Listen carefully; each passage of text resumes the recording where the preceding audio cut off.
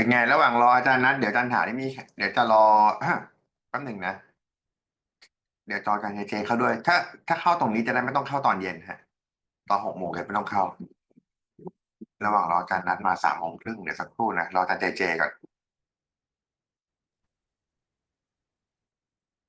เข้ามาแล้วค่ะอาจารย์โอเคเข้าแล้วงั้นเริ่มเลยเอ่อของอาจารย์นัดเดี๋ยวแกเริ่ม3 ครึ่งนะแต่ว่าเพื่อไม่ให้มันเสียเวลาอาจารย์เจก็เลยคิดว่าเดี๋ยวเรามาเริ่มกันก่อนเลยดีกว่าก็ตอนเนี้ยมันเป็นช่วงช่วงเนี้ยเนอะมันมีเขาเรียกไงนะตึกเรายังเรียนข้างนอกอยู่เรายังไม่ไปเรียนที่ตึกนะครับเพราะฉะนั้นอาจารย์ก็เลยจะมีความต้องโทรหาทุกคนว่างงตรงไหนบ้างซึ่งแน่นอนว่าช่วงแรกไม่มีหรอกแต่ว่าเป็นตามระบบด้วยแล้วเผื่อมีใครแบบว่ามีปัญหาด้วยจะได้คุยกันนะครับ หลักๆก็คือโทรมาหาอาจารย์ได้เลยนะครับโทรมาหาอาจารย์เดี๋ยวอาจารย์เจได้เลยนะแล้วก็คลาสตอนเย็นก็ได้เผื่องงตรงไหนนะครับจะได้ถามกันนะที่เมื่อเช้าเนี่ยหลายคนได้เรียนกับอาจารย์แล้วนะก็ขอย้ำเหมือนเดิมนะครับว่าแล้วใครเข้าตรงนี้ไหนมีใครเข้าบ้างเนี่ยมี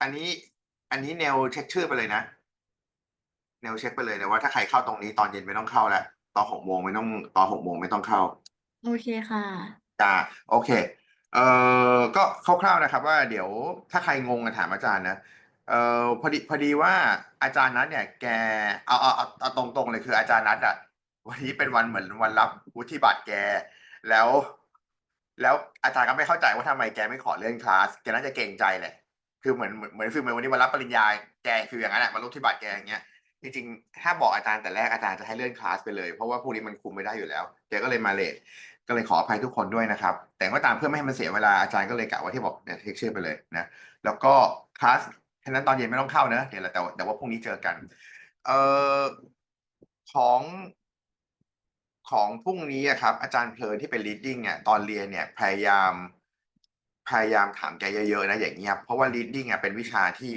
ถ้าไม่ถามมันจะงงคืออยากให้ถามไปเลยนะครับแล้วก็เอ่ของแล้วก็ตอนเนี้ยถ้าทำอ่ะให้ทำของอาจารย์บอลไปเลยที่อาจารย์เล่าให้ฟังนะครับส่วนอาจารย์พรามไม่ต้องซีเรียสนะอาจารย์บอลทำไปได้เลยนะครับทำ TTS เลยแล้วก็ถ้าสงสัยก็ส่งมาให้อาจารย์ แล้วก็พรุ่งนี้เรามีนี่นะเรามี10 โมงถึงบ่าย โมงเป็น TS อาจารย์บอลนะก็ตอนเรียนก็ถามไปเลยเรื่องทำ assignment ได้เลยนะครับเจ assignment TTS มีอะไรต้องระวังไหมที่บอกว่าอะไรนะที่ใครเลือกโรงแรมต้องเลือกเป็นเก็บไข่ใช่ป่ะอันนี้ป่ะอ่ะก็คือหลักๆก็คือถ้าเด็กเลือกบริษัททัวร์ก็ง่ายเลยก็แนะนำให้เลือกบริษัททัวร์ค่ะเพราะว่าถ้าสมมุติว่าเลือกบริษัทอื่นที่ไม่ใช่บริษัททัวร์ก็ต้องไปหาแบบหาข้อมูลที่เกี่ยวกับการจัดทัวร์มาใส่อยู่ดีถ้าสมมโอ้ติเขาเลือกโรงแรมนั้นก็ต้องมีขายแพ็กเกจทัวร์อะไรแบบเนี้ยอาจารย์ เออดังนั้นมันก็อาจจะยากเพราะบางโรงแรมก็ไม่ได้มีแพ็กเกจทัวร์คือถ้าสมมติว่าเด็กเลือกแพ็กเกจทัวร์แบบเลือกบริษัทที่ทำทัวร์อยู่แล้วก็จบก็อ๋อจะดีกว่าค่ะจะง่ายกว่าอาจารย์เข้าใจใช่แล้วค่ะงั้นเดี๋ยวอาจารย์เลื่อนอันนี้มาวันนี้ดีกว่าไอ้ SMA explain อ่ะเดี๋ยวอาจารย์ยกมาไว้อ๋อแต่วันนี้ดีแล้วอืม SMA Explain เดี๋ยวอาจารย์ยกมาไว้วันที่ 10จีกันเนียวแล้ววันเนี้ยไม่ต้องมี5 โมงก็คือก็คือวันที่ 21อ่ะเราโยกอันเนี้ยมาไว้วันที่ 10เลยแล้วอันนี้ก็หายไปเราจะได้แบบมานั่งอธิบายกับนักเรียนเรื่องทำ assignment เลยดีกว่าเพราะบางคนเขาอยากรีบทำแล้วนะแล้วก็คือสรุปคือสลับอันเนี้ยสลับอันนี้กับอันนี้แล้วกันจ้ะสลับกันโอเคนะครับเดี๋ยวสลับ ฉะนั้นเดี๋ยววันที่ 10ตอนเย็นเดี๋ยวเรามาอธิบายเกี่ยวกับเรื่อง assignment กันเนอะว่าทำยังไงจะได้รีบทำเลยแล้วก็สำหรับน้องรุ่นใหม่มาก็เหมือนเดิมนะครับเดี๋ยวอาจารย์สอนจริงๆจะต้องสอนให้ ChatGPT แหละแต่เดี๋ยวอาจารย์สอนเร็วๆวันที่ 10เลยว่าแบบอะไรไม่ควรทำอะไรควรทำอะไรต้องระวังอะไรอย่างเงี้ยนะครับนะวันที่ 10พรุ่งนี้น่าจะคุยปกติเหมือนอย่างนี้แหละไม่น่ามีอะไรมากครับโอเคมีคำถามอะไรไหมครับ ไม่มีแล้วไม่มีก็คือใครที่ไม่อยู่ตรงเนี้ยเดี๋ยวเนลกับเจผัดกันโทรตามนะว่ามีอะไรเปล่าอะไรเงี้ยนะครับเห็นไหมมาตอนนี้ง่ายสุดแล้วได้ความรู้ด้วยนะงั้นเดี๋ยวทุกคนไปพักก่อนนะครับแล้วอีก15 นาทีกลับมาตอน3 โมงครึ่งนะจ๊ะเรียนกับอาจารย์นัทนะครับ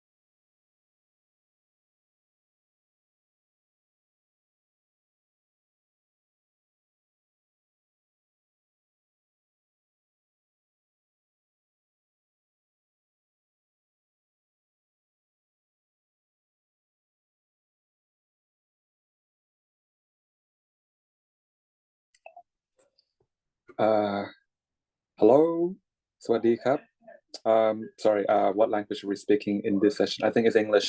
Okay, so good, what do I say? Good afternoon, everyone. And I really apologize for being very late for our session. And I hope our administrator has told you what happened. So it was a graduation day for me today. And I should have let you guys know earlier that today I had to attend this graduation ceremony, and it went over time. Um, really sorry. Okay, I never keep anyone waiting for me this long, so I'm sorry again. Okay, so I think we have like an hour left, right? Okay, so I'll just try to make the most of the time that we have. Okay, well, I can see that there are 14 students in this session. Wow, what a crowd. Okay, 14 is huge.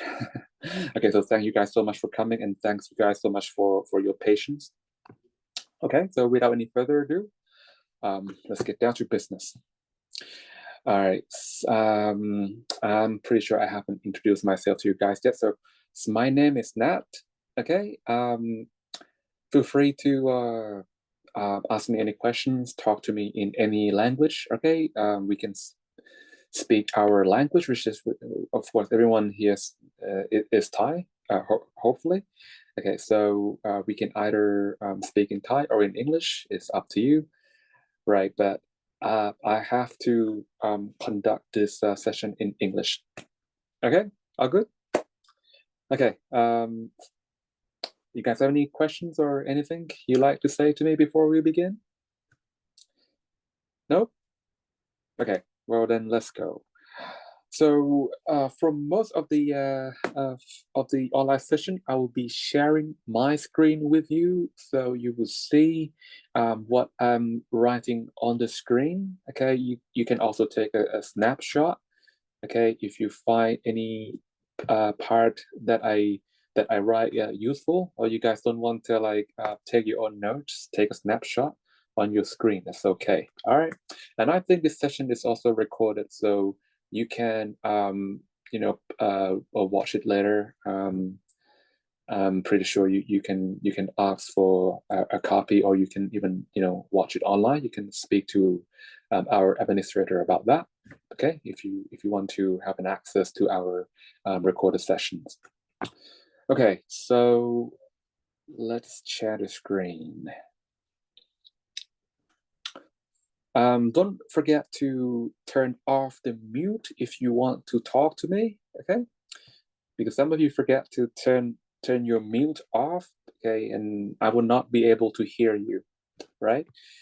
You can also send me a direct message if you don't want to let anyone hear your voice. Okay. All right. You can send me a direct message. Just go to chat. Okay. It's in the bottom menu on your Zoom. Here we go. Okay. And if you just want to send message to me, okay, just tap on this everyone, and you can just pick the recipient, the person whom you want to send your message to. Okay. All right. Okay. Let's begin. Okay. So let's talk a little bit about our English 3.1. So the purpose of English 3.1 is to give you some good ideas and some good practice for writing. Okay. From English 2, you guys have been taught a lot of rules of the language known as grammar. You've been taught a lot of grammars and how you could make good use of the grammatical rules in English. Okay. Well, basically, English grammars rules are quite useful. I mean they should not be intimidating to us, right? Okay, so if we understand how the rules work, we can really take advantage of English grammar. For example, we could use the rules to paraphrase our sentence or to improve the way we write our sentences. You see, when as a Thai person, we seem to have the habit of, putting too much in our sentence, right? We adding too many words in our sentence, and in English, that's not considered a very good practice because, in Western culture, they want things to be short and concise, all right, not redundant. Okay, so when we study structures and we know how to choose a particular structure so that our sentences are not too long. Yeah, it's just it's a structure that only contain necessary words just to deliver the meaning that we want. Right. Okay. So English 2 was all about grammar. Okay. English 3.1, we will not be talking much about grammars anymore. But we will be putting more emphasis on how to be a good writer. What kind of habits you guys should adopt if you want to become a good writer. Okay, so this course, it's more like me sharing with you guys my experience. Okay, so if you think some of the good practice, some of the techniques that I offer you guys in this class could be useful in your writing, you can consider adopting them. Okay, but if there's certain techniques that don't really agree with you, you can just drop them. Okay, and you guys can also share your techniques if you guys have anything to say at all. If you want to share anything, this is the place where we can be open about. Right. Okay. Every time we do a lesson, what I like you to do is to ask yourself how much you know about the topics that we are about to discuss. Okay, this will benefit learners a lot, because if you don't know anything going into a class, then you don't know what to focus. Okay, but if we at least know to some degree the stuff that we are going to be dealing with, is kind of give you us an idea of what you need to pay extra attention to, because I'm pretty sure everyone has been exposed to English writing to some degrees, right? Yeah, everyone must have written some essay from their high school or from their primary school. Okay, so writing English is not something new to you.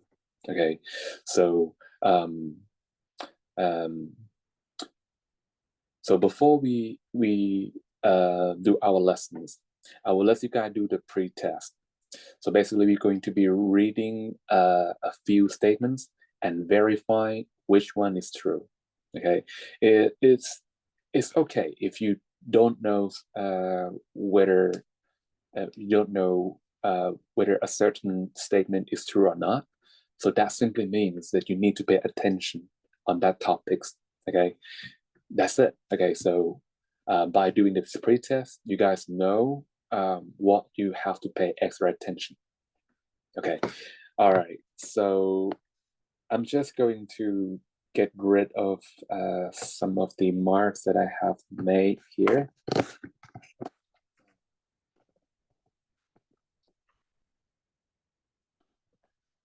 Right.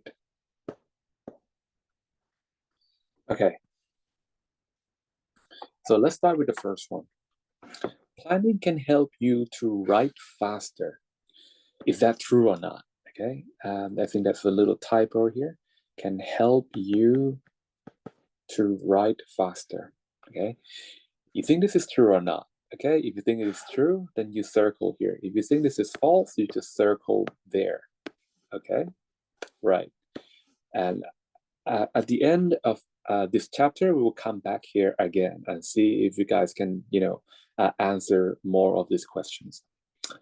Right. Number 2, writing is all about expressing your ideas, and the audience have to make effort to understand you. Is that true or not? Okay. Number 3, technical terms and jargons can be used with, there's actually no 2 here. Sorry for the typo again. Technical terms and jargons can be used with non-expert audience. Is that true? So jargons is just another word for technical terms. Like, okay, let's see, what could be a good example of jargon? I think if you are in energy sector, impedance. If you know anything about electricity, impedance is something that resists the flow of electricity. Yeah, so this is a technical jargon because, impedance in other contexts, it wouldn't have any clear meaning. In fact, I have never seen anyone using the word impedance outside of the electrical engineering context.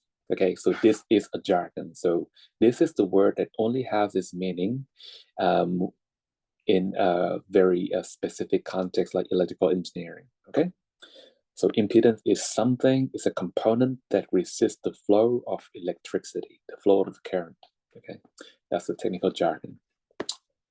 All right, next, knowing your audience allows you to get a better feedback. Is that true or not? Number 5, when answering a question, you need to pay attention to direction words.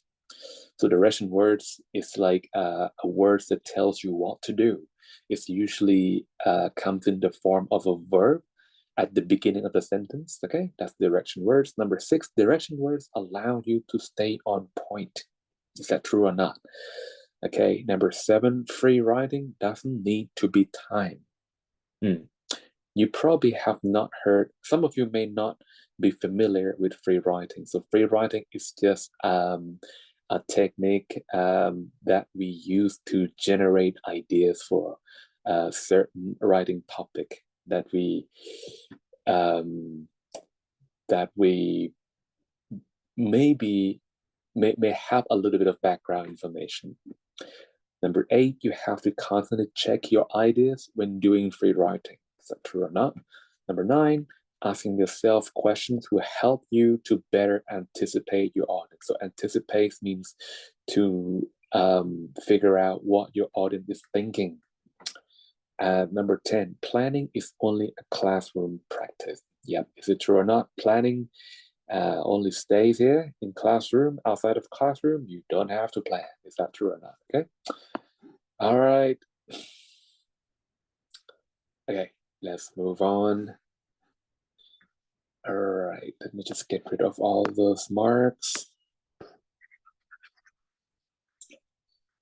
Okay, so just a little bit before we begin, okay, I would like to talk a little bit about how we should learn new words in English, okay? So maybe I'll just go to a blackboard where I can write something on it. Definitely not this one. Okay, here we go.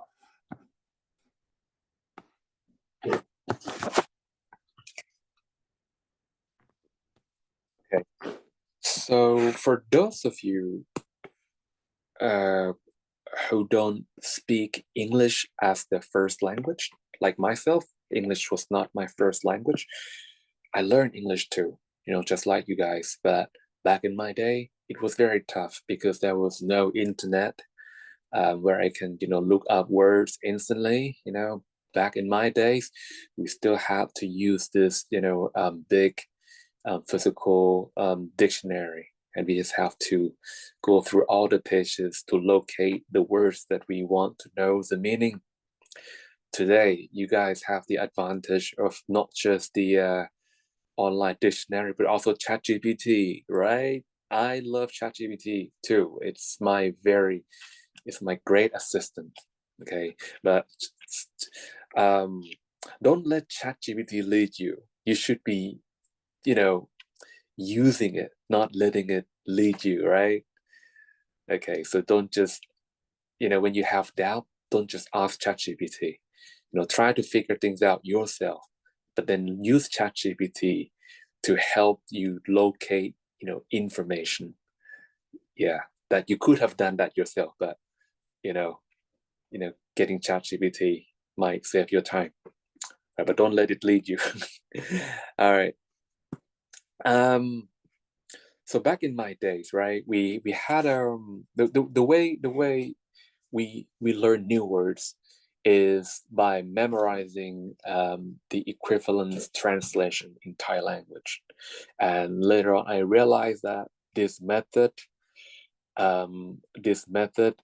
was not very effective, because even though I have learned a lot of grammars back in the day, I still made mistakes. And when I asked myself why I made mistakes, even when I knew all the grammars, I realized that the way I learned new words was that I solely focused on the translation only. I never focused on part of speech or collocation. But part of speech and collocation are very paramount to writing, are very important. Okay, for effective writing, especially if you are second language learners. So if we are learning new words, we have to pay attention to two things: part of speech and collocation. Okay, I'll just leave it there for now. Some of you may not know what is collocation. What is it? Don't worry, I'll talk about. Okay, but this is my message for you right now. Whenever you're learning new word, make sure that you know these two things: part of speech and also collocation. Okay, I'll show you how I used to learn new words, right, back in my days. So when we came across new words like, same, okay, we immediately write the equivalent translation like that. Okay, so when we come across another word that has a similar meaning, we do the same thing. Like, okay, when we come across new words, similar, same translation. What about like? Like has two different translation, right? Could be this, could be that. And when we come across more words. So basically,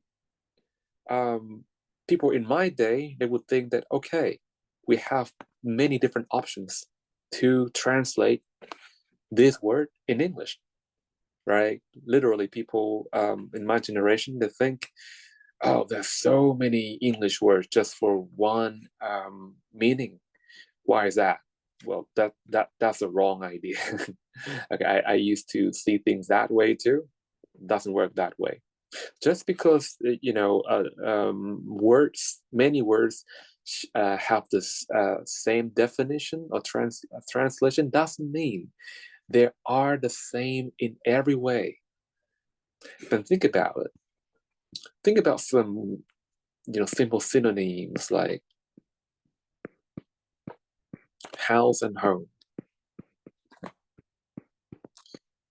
You guys would think, hey, they mean the same things, right? House and home, same thing. This translate to ban. in our language, in Thai language, right? But are they really the same? Can they really be used in place of one another? Can we really do that? Well, think about how would you phrase this? I want to go in the gap. What would you feel in the gap? Would you say, I want to go house? Does it sound right to you? No, it doesn't sound right to you. All right, okay. Obviously, even though house and home mean the same thing, they cannot be a substitute for one another. So the correct word to go in this gap would be home. Yeah, that sounds more familiar, right? Okay. So this is my message for you. Just because words have the same meaning, they are not interchangeable. Okay, they're not substitute for each other. Okay, so when we learn language like this could lead to a number of mistakes, right? This is bad, right? This is a bad example. I'm gonna put bad example right here. B-A-D, bad example. Okay, why is it a bad example? Okay, let's assume that we want to, do some translation, from Thai to English. Okay, like, say you want to translate a sentence.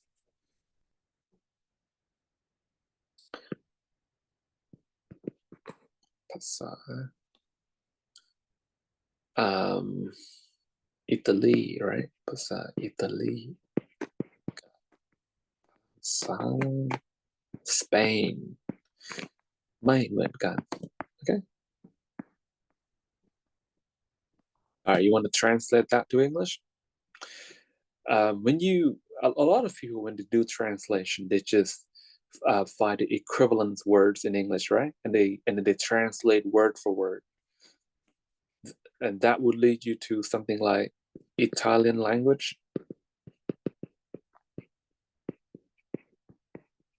Okay, and Spanish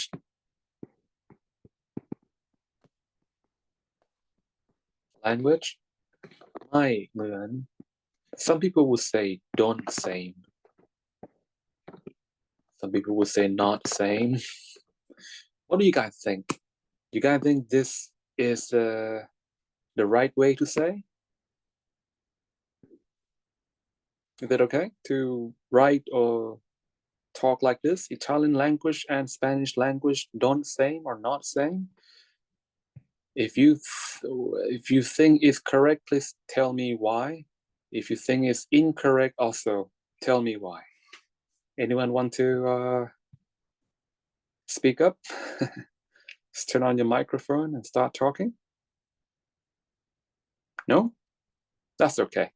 So Italian language and Spanish language don't same. This is it's what we call an ungrammatical sentence. All right, it's ungrammatical. Why is it ungrammatical?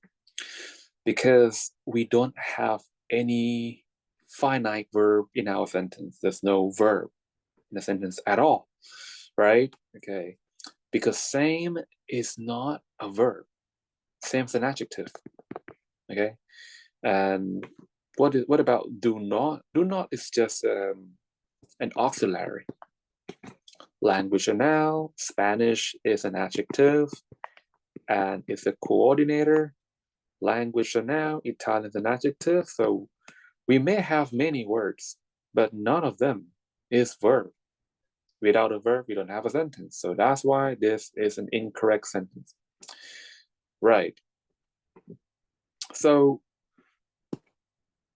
now you guys should know that same is an adjective. This is something that you should also add to your knowledge of English words, right?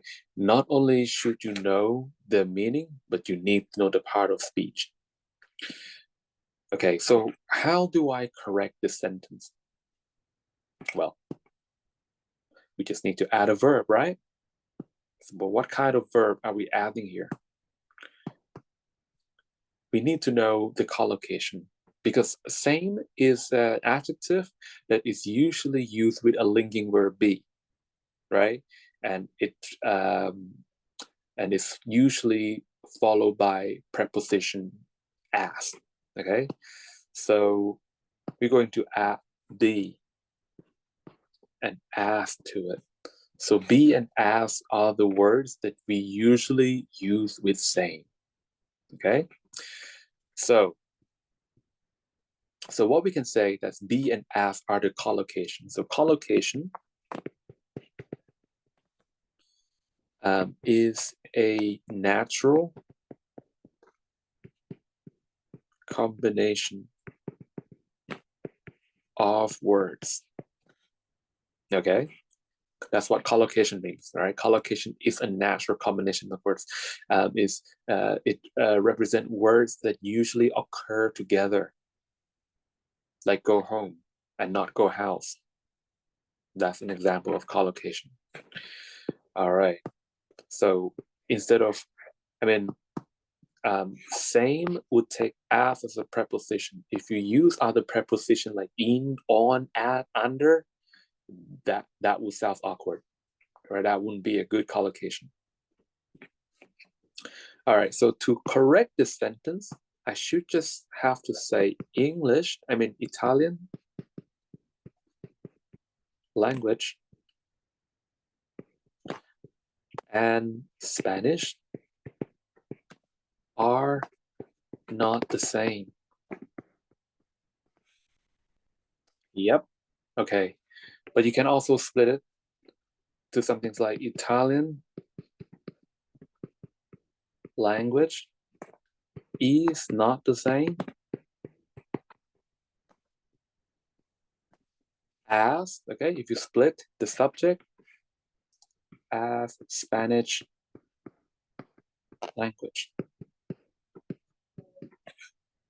All right. Okay, let's move on to similar. So how should I translate this, this language, this Thai sentence to English using the word similar? Okay, so we probably learned from our previous example that same is an adjective, but what about similar? Is similar also an adjective? Yes, it is. Okay, but can we say something like Italian language is similar as Spanish language? Can we actually say that? Can you ask? Answer is no, not really. Because the preposition that collocates with similar is not as. What is it? It's to, to. You see? Okay. So we should note here that similar is first of all an adjective, and it collocates with the preposition to. It also occurs frequently with linking verb be. So next time when you use similar, you have to think about linking verb be and think about preposition to. Let's move on to like. Okay. A lot of people might, see the word like used in a structure like this, subject, and then like, and then object, right? This is a common pattern. Yeah, where the word like is used in a sentence. We usually see the word like in, structure like this, in pattern like this, all right? So we usually see a noun before the verb like, and another noun after the verb like. But what if I use this structure to translate my sentence? So I'll go Italian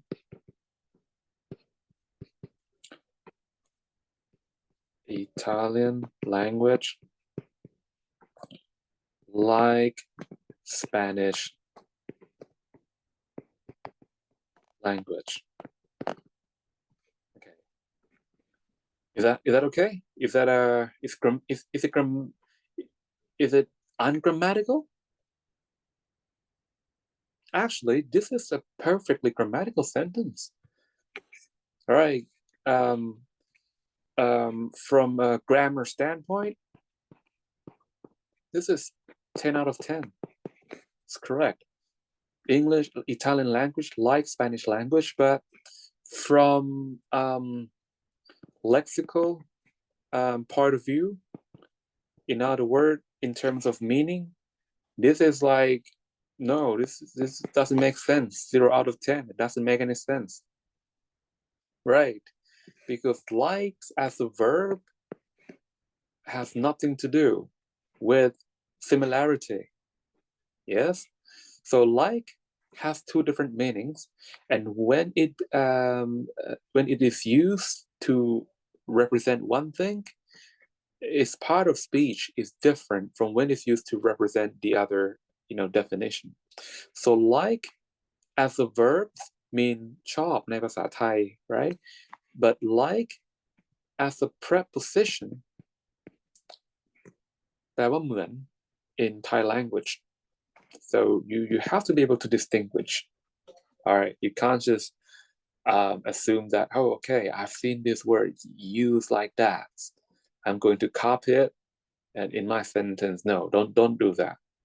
Right? You need to know in what definition is it representing when it is used in a certain way, right? Because when you use it in a different way, in a different structure, it's going to carry it can't carry a totally different definition. Just like this word like, right? Use it as a verb, it means one thing. Use it as a preposition, means a different thing. So if I want to correctly translate this into English, what should I do? So I have to treat the word like as a preposition. So I have to say Italian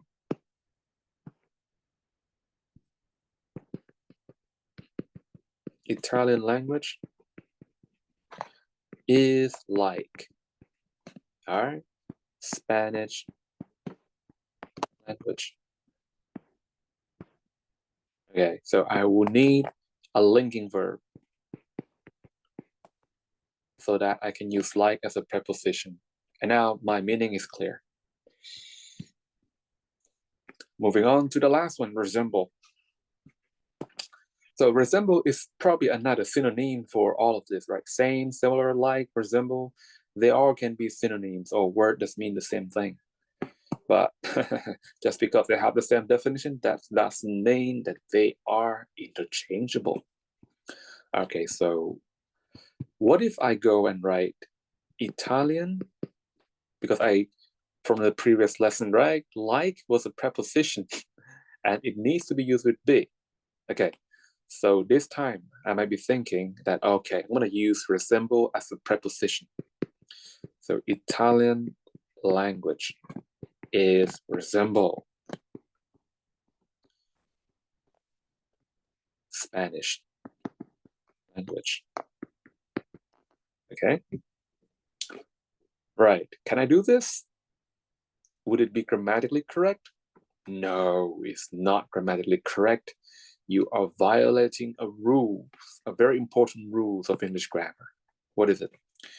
You will now have a fragment, because by adding is and resemble in one sentence, you end up having two finite verbs, right? You guys know what finite verb means, right? So finite verb, okay, when you say a sentence consists of a noun and a verb, right? I know it's a cliche, right? You've heard this many times. A sentence consists of a noun and a verb, okay? But this verb here is known as a finite verb, and this noun here is known as a subject. So finite verb is a verb that you use to form a sentence, and it has to directly follow the subject.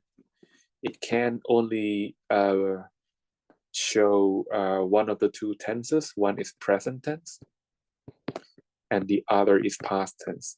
So that's why it can take one of these two forms, right? Either V1 or V2, right? Present form or past form. That's what finite verb means. So if you have one sentence, you only allow to have only one finite verb. You cannot have two finite verb like that. Because when you have two finite verb like this, what happened is one finite verb will not have the subject. Okay? So when you think about it, right? If I draw this line here, you will see that is a finite verb. And what is its subject? It's the one right in front of it, language, that's its subject. But what about resemble? Resemble is also a finite verb, but where is its subject? No, nowhere, it's gone. So this part here and this part here becomes fragments, right? This is a fragment. That is also a fragment. So fragment is an incomplete sentence. So the first fragment, the first three words is a fragment because it doesn't have a complement. And the second, the next three words, resemble, Spanish, and language is a fragment. Why? Because it doesn't have the subject. You see? Okay, so we can't use resemble like this. So how do we correct this? Well, what is resemble? First of all, resemble is a transitive verb. That's right. You've seen that before, right? Transitive verb is a verb that take a direct object. So if you want to use a resemble, then you have to phrase it like this, Italian. You can just, go with Italian without adding the language, because by now people should know what we mean by Italian. So Italian does, did I say ไม่เหมือนใช่ไหม? Oh, okay. So I have to add not in every sentence. Sorry, guys. So starting here are not the same. That's correct. Not the same. That's correct. It's like, okay, so I have to drop not, right? Not like. Okay, here. Italian does not or doesn't resemble Spanish. Okay, so you will see that I can translate this into English using many different words. Okay, and each word has its own way of using, like for example, same. To use the word same, I will need a linking verb be. And I also need preposition as. To use similar, yes, I can use it with linking verb be, but it's associated with a preposition to. To use the word like, again, yes, I need to use it with a linking verb if I want to convey this meaning and not the first meaning, okay? Yeah, so for the first three words, I need to use verb be. But for the last one, I don't need to use verb be at all. Why? Because it's already a verb by itself. Yep. Okay, so you guys, it should be clear to you now why learning in a language like this is not good. All right, because it ignores part of speech of the word, and it's also ignore collocation. You shouldn't ignore these two things, right? They really matter, right? You should not ignore part of speech. You should not ignore collocation. You need to know them. Okay, even to use ChatGPT, I understand everyone is so drawn to ChatGPT, but I'll tell you what, a lot of people can sort of tell whether your language has been influenced by AI, because a lot of people now start to see the recurring pattern.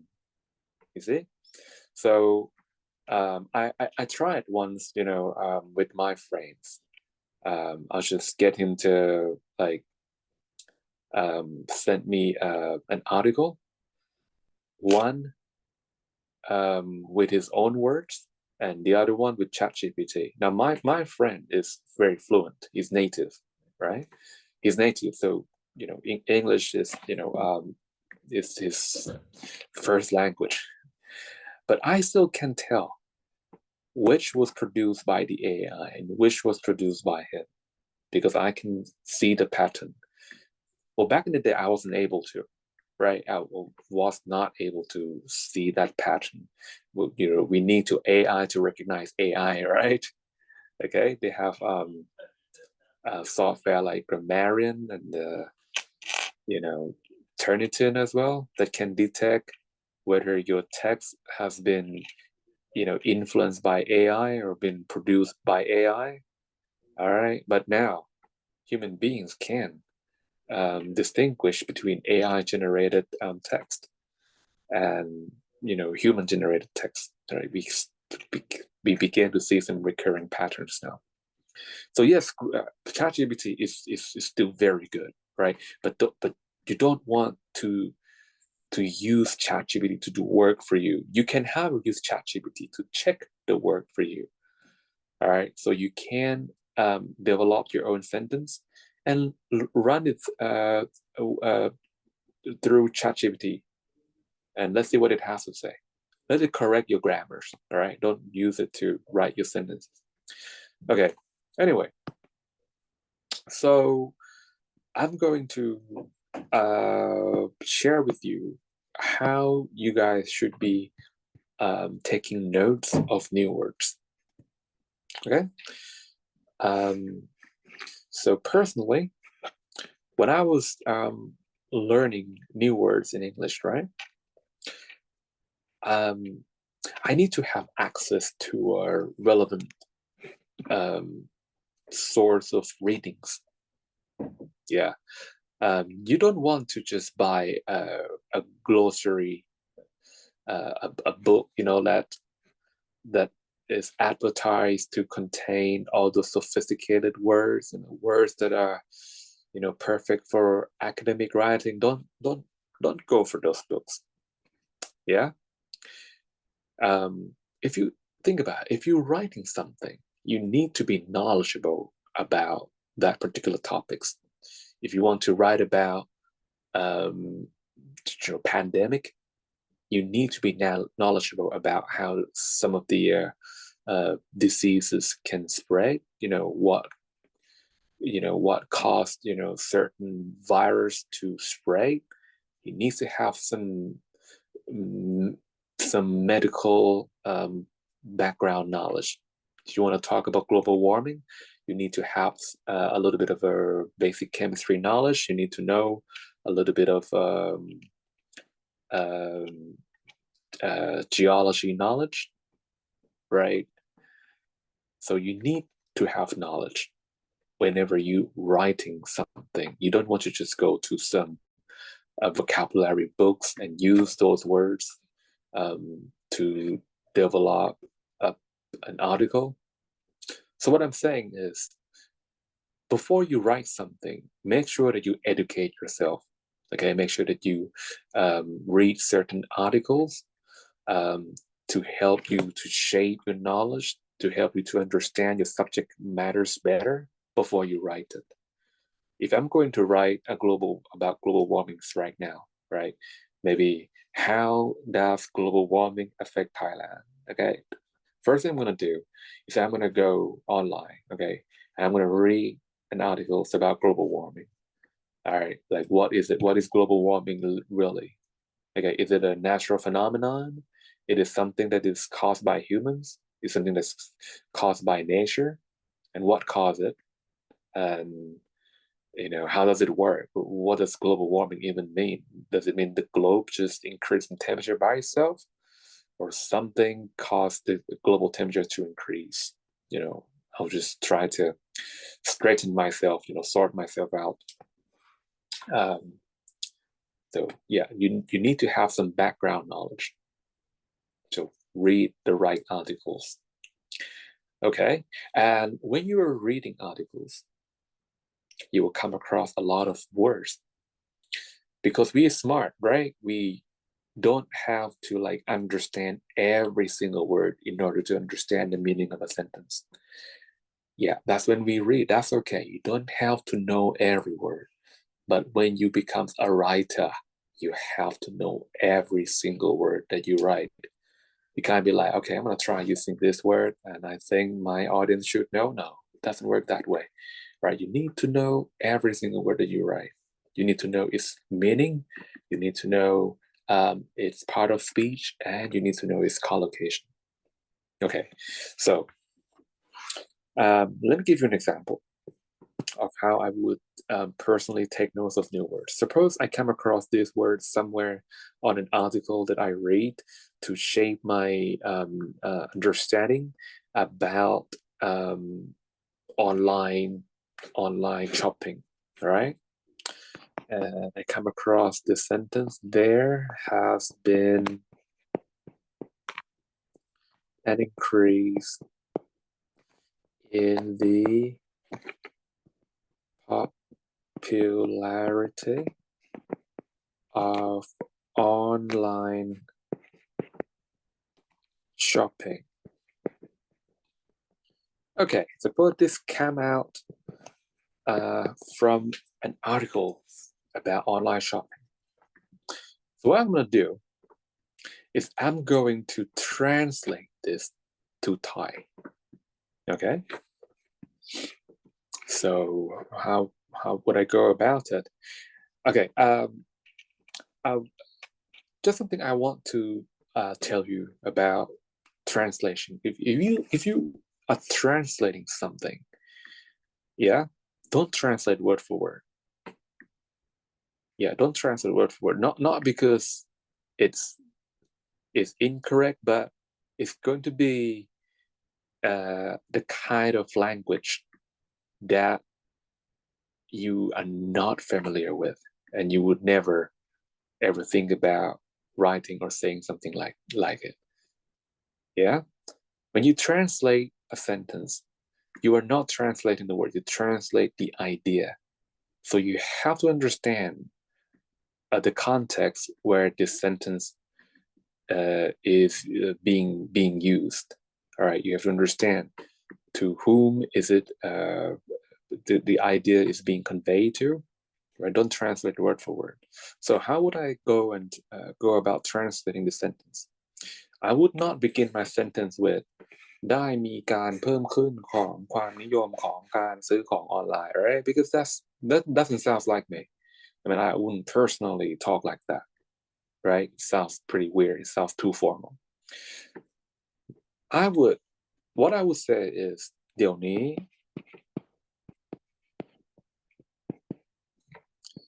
คนนิยมซื้อของ Let me just add something to the original sentence, okay? I will just add in Thailand. All right. Then I will say เดี๋ยวนี้คนไทย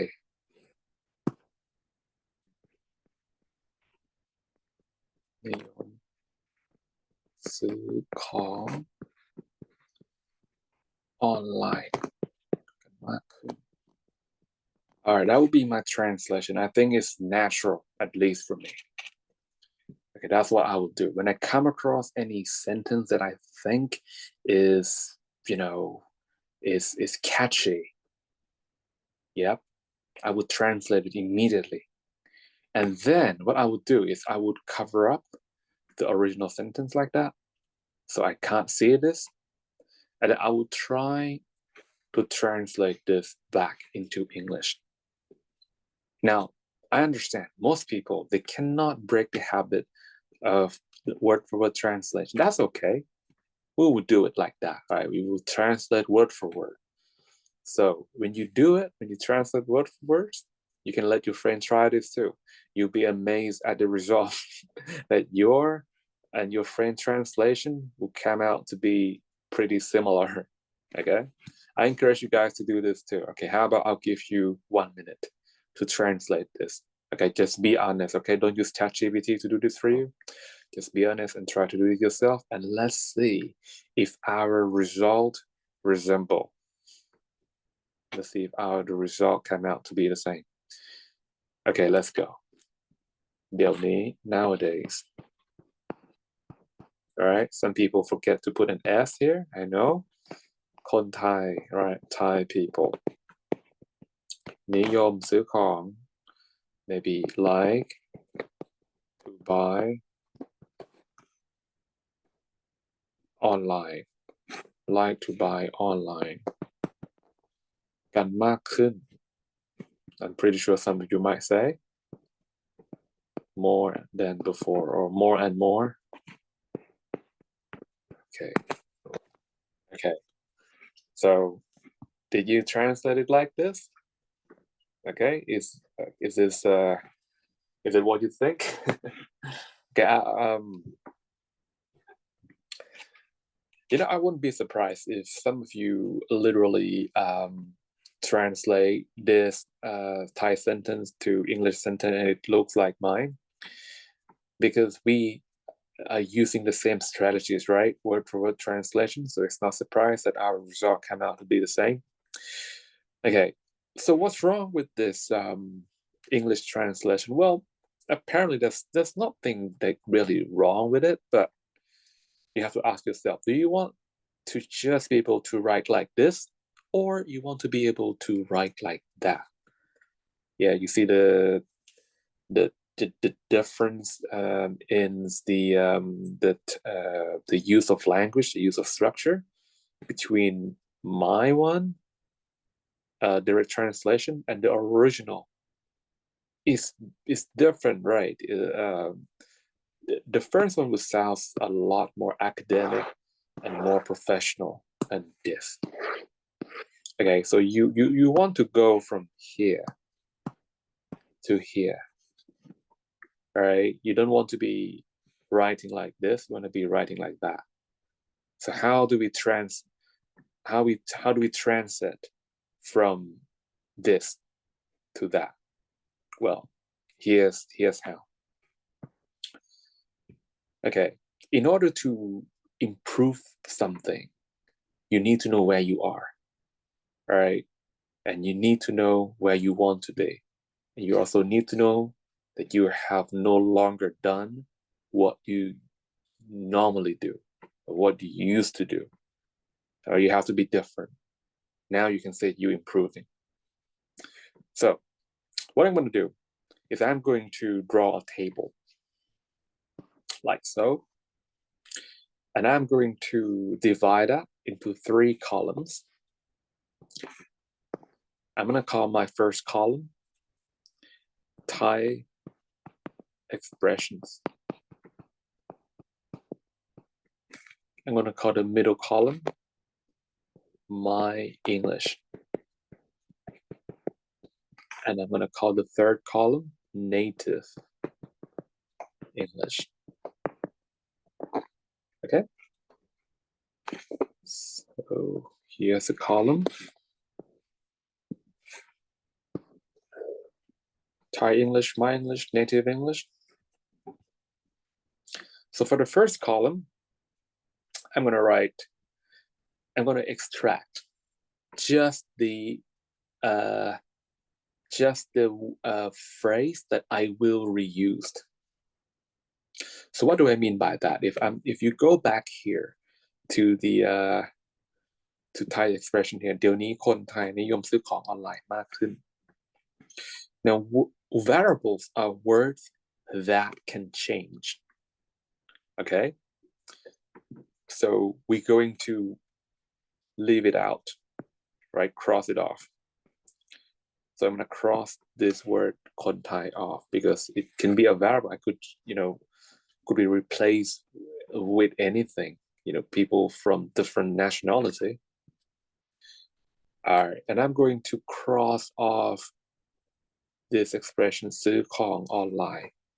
I want to cross that off because it could be other activity, right? I'm going to cross that off. And I would apply these changes to other sentences, right? My sentence and their sentence.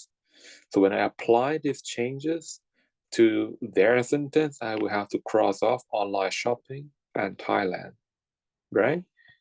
As for my own English, I will have to cross off Thai people and the word buy online, cross them off.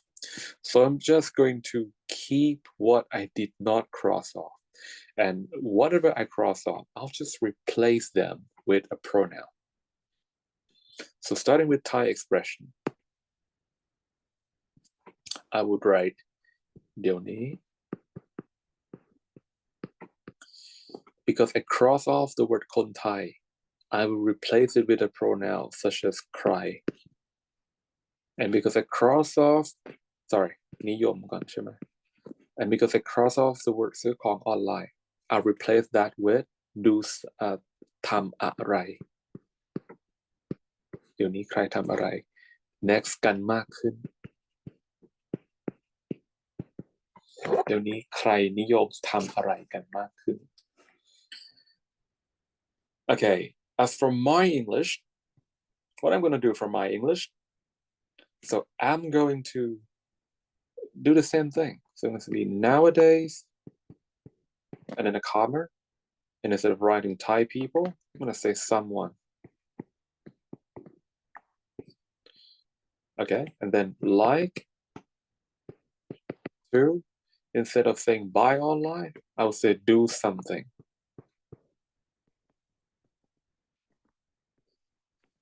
Like that, more than before. All right, as for native English, same thing. There has been an increase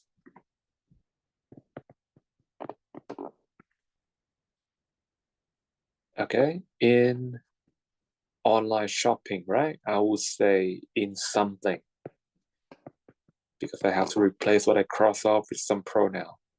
Online shopping could be replaced with something. Okay, what about Thailand? Thailand is actually a place, right? So I'm not gonna use something for a place. I'm gonna say somewhere. There has been increase in, oh, I forgot the word popularity. Let me put this back. In the popularity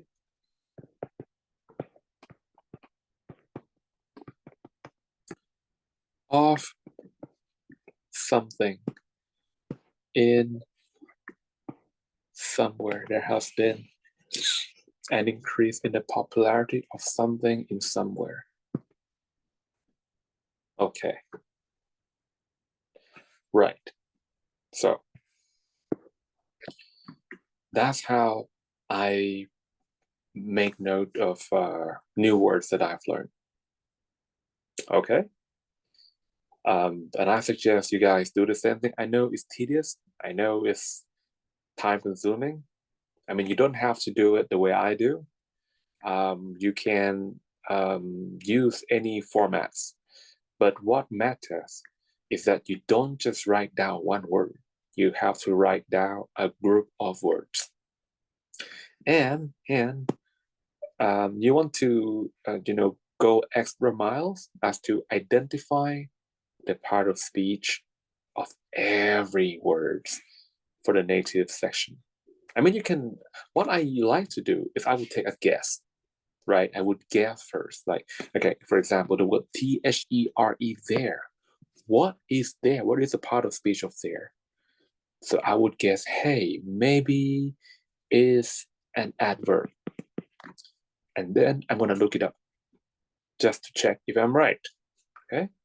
So when I look it up, I'll just go to our, you can go to ChatGPT. I'll just go to LDOCE. Okay, LDOCE, which is a very popular online dictionary, long one. Okay, and then I would look up THERE there, and I would find that, oh, it's actually a pronoun, but it can also be an adverb. So I was right. So the word there can be a pronoun, can be an adverb. Okay, and then you move on to the next word. What is less? Ask yourself first. What is less? That is that the word? Oh, sorry, it's not less. It's has. I can't read my writing now. HAS. I'm sorry. HAS. Let me just make it more clear. So what is has? Now some people may say, oh, has แปลว่ามีเหรอถ้าแปลว่ามีเป็น VT หรือเปล่า Is it VT or not? Well, let's find out. I don't think it's VT. I think it's an auxiliary. So let's find out. Let's see what the word have can be. So if you look up the word HA, we might not be able to find the word has because it's a singular form of have. So we have to look up the original word have. And there we go. It can be an auxiliary and it can be a transitive verb. So what is it doing in our sentence? Is it an auxiliary or is it a transitive verb? Well, the answer is it is an auxiliary. Because in our sentence, we don't use it to means me ใช่ไหมเราไม่ได้ใช้ในความหมายมีนะครับ so we are using it as an auxiliary. What about being? It's just a linking verb. What about increase? Increase, it sounds like a verb, isn't it? But it has a preposition, sorry, it has an article and, so it's actually a noun. What is in? It's a preposition. What's about popularity? It's just a noun. What about off? It's a preposition. I really encourage you guys to do this practice, right? Trying to guess the part of speech of the words, all right? And then look it up in the dictionary to verify. If you guys are good at identifying part of speech, you can do exams like CU TAP or TOEIC quite easily. Okay, you can, yeah, because all those tests, they test your ability to identify errors in your sentence. Now, in order to identify errors in your sentence, you need to know the part of speech of the word. Otherwise, you cannot apply the rules of grammar that you have learned. Okay. So once I've done that, this will be like my vocabulary book. Okay, but this is not the end of your practice yet. Because like I said, you want to go from here. You want to go from your ability to write like this to ability to write like the native, right? Okay, so how do we practice so that we sound more like a native? You just have to, number one, use a little bit of imagination. You want to complete the sentence. Okay, so remember when I wrote down the expression in Thai, I took out some of the words. Now it's time for you to put them back, but you will be using different words. And it could be in a totally different context as well. So I can say some things like เดี๋ยวนี้ all right? For cry, I could say เด็กไทย นิยม ทำอะไร เรียนต่างประเทศ right? เรียนต่อ ต่างประเทศ กันมากขึ้น all right. So what I did is I just complete the sentence, right? I replace some of the pronouns with the actual words. เดี๋ยวนี้เด็กไทยนิยมเรียนต่างประเทศกันมากขึ้น so it's now meaningful. Okay, what I'm going to do next is I'm going to try to force myself to use the native English structure instead of my ones. All right, because if I'm using my structure, it's going to sound like nowadays Thai students like to study abroad more than before. I don't like how that sounds. I want to be able to write like this, so I'm going to start to have to force myself. So instead of beginning my sentence with nowadays, I'm going to begin my sentence with there, followed by has been, followed by an increase in the popularity of, okay, and after of, you're not going to write something, right? Something. What is something in my sentence? It will be equivalent to เรียนต่อต่างประเทศ It will be equivalent to that เรียนต่อต่างประเทศ So how would you translate that to English? You will say studying. Some of you may say study, right? S-T-U-D-Y. Study abroad, which is not correct. Yeah, it's not correct. But let's just assume that let's just not worry about that now, all right? We know this is not correct, right? But let's just forget about it for now. There has been an increase in the popularity of study abroad. More, I mean, oh, in Thailand, right?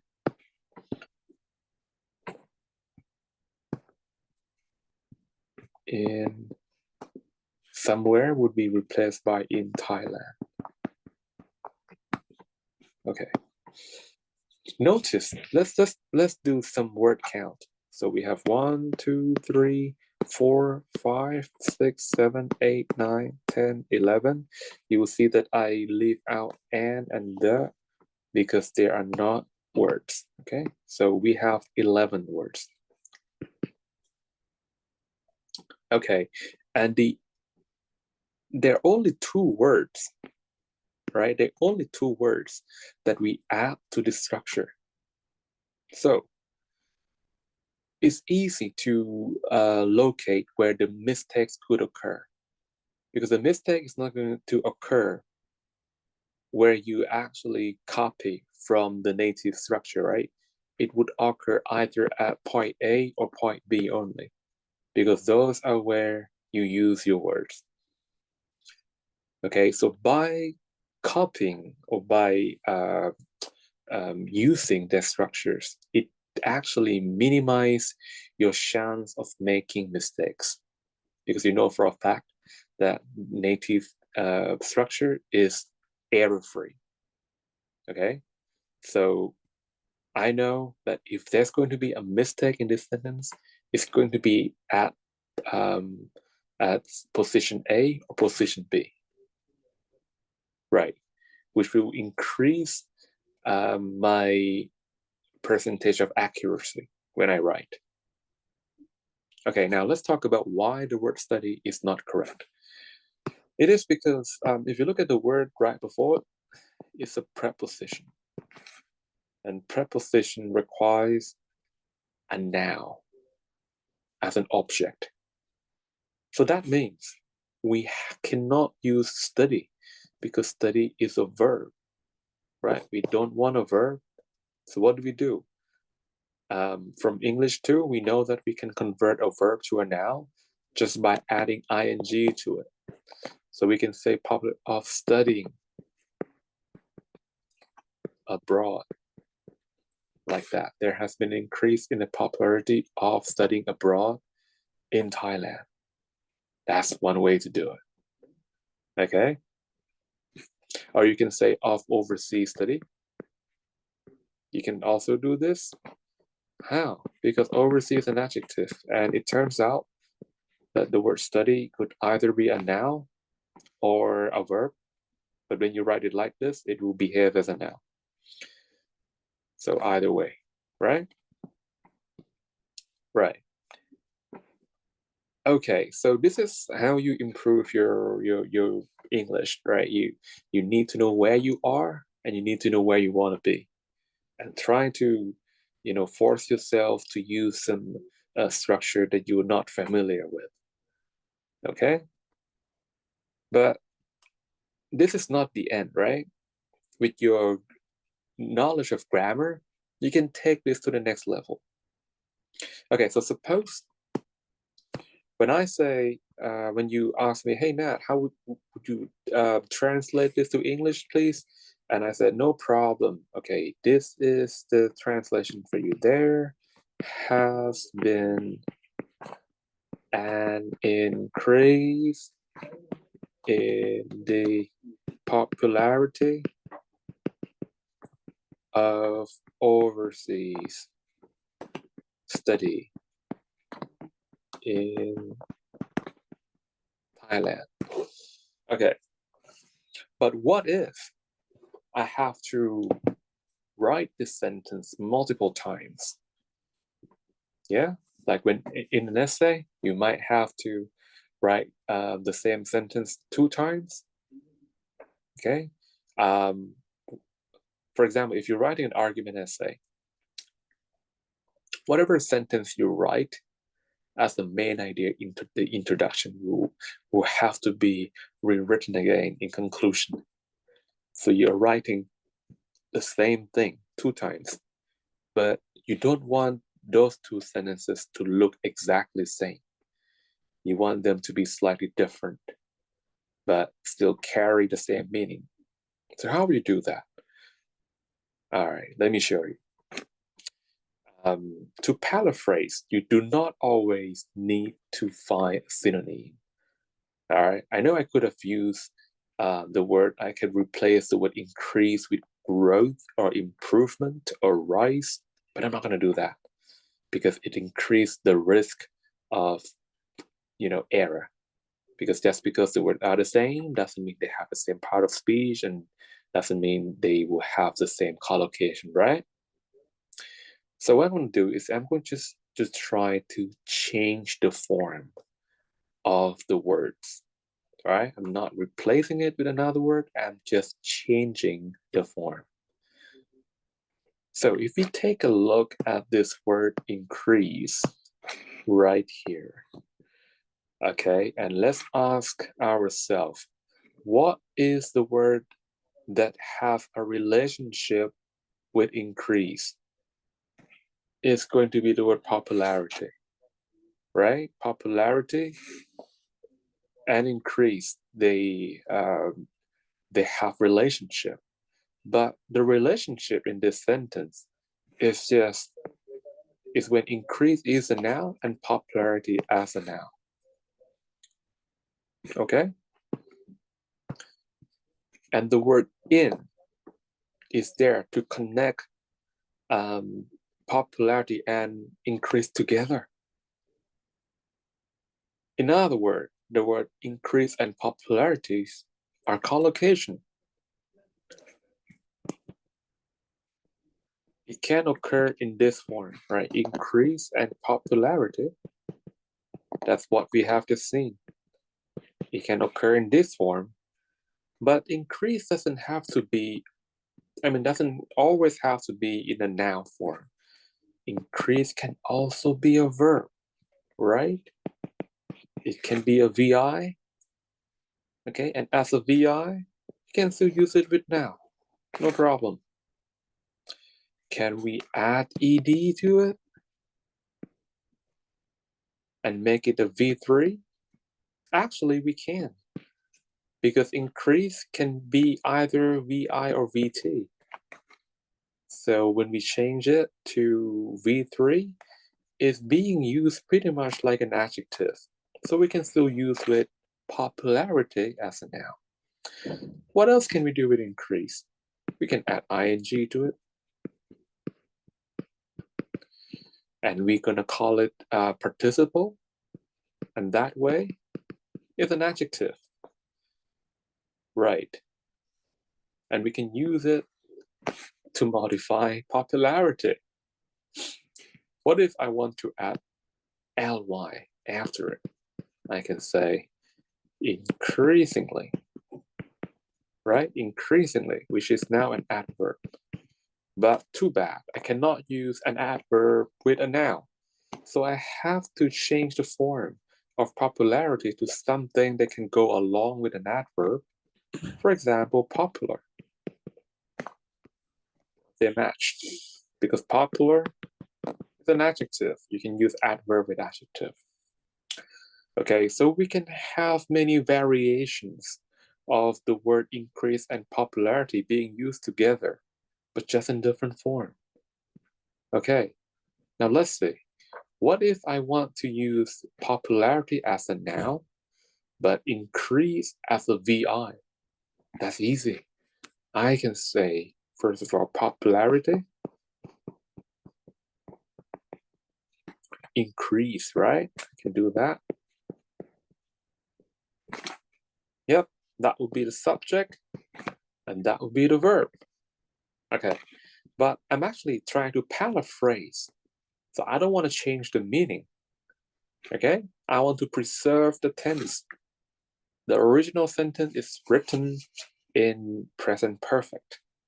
So I'm gonna stick to the tense, right? I'm not gonna change the tense because if I change the tense, I change the meaning. So I would say popularity has, and I would change increase to past participle so that it becomes a present perfect. Popularity has increased. Just like that.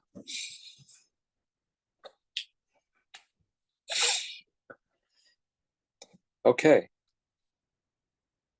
Next, what you want to do is bring back all the details. So we're going to start with of overseas study. So I'm going to say popularity. Then I'm going to say of overseas study.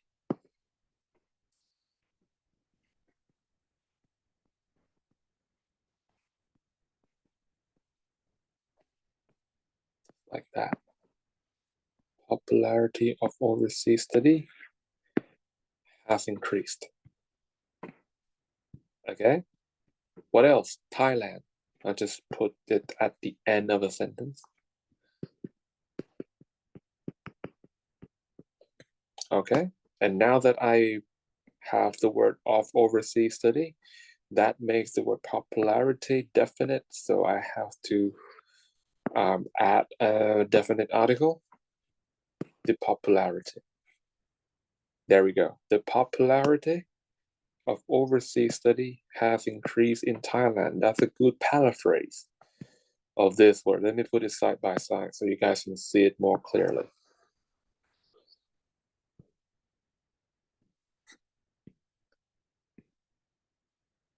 Yeah, you see that? Okay.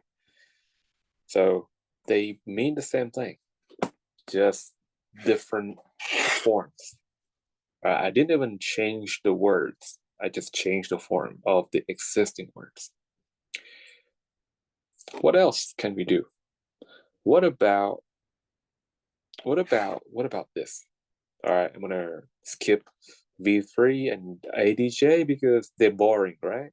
If I'm using increase ED or increasing, I'm still using popularity as a noun. But let's try using popularity as an adjective. Popular as an adjective, right? And increasingly. So how do we go about it? So based on our knowledge of grammar, we know that adverb modify adjective. So I know that increasingly will have to be in front of popular. This will be an adverb, and this will be an adjective. Yeah, it has to be stuck together like this, increasingly in front of popular. And then I'm gonna ask myself, what is popular? Okay, so the only thing that is popular is overseas study. So I know that overseas study will have to be the subject of the sentence.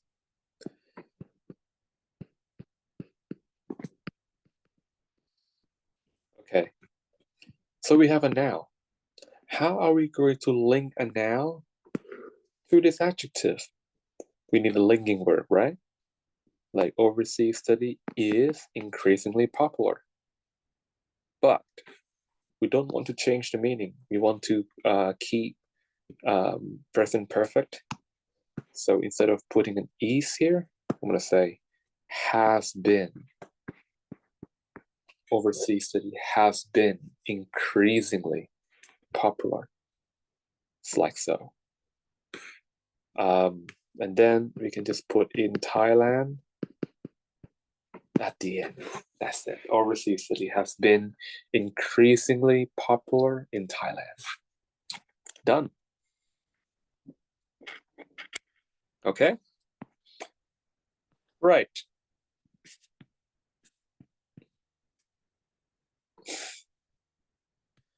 So basically, that's how I want you guys to learn new words, right? I mean, if you recognize the collocation, you don't even have to worry so much about grammar, because if you know what words are used with what words, chances are that you are not going to make mistake, right? It's better than, coming up with your own combination, because you never know that your combination is going to be common among the native speakers. Right. Okay. So it's best to recognize which words occurs with another word, and try to, use that combination. Okay. So that's it. Okay. You guys might be a little tired because we've been together for almost 1.5 hours. So I like to give you 5-minute breaks. Okay. This 5-minute intermission. You guys can go, grab some coffee, drink some water, go to our toilet, and then we come back here and do some more interesting stuff. See you soon.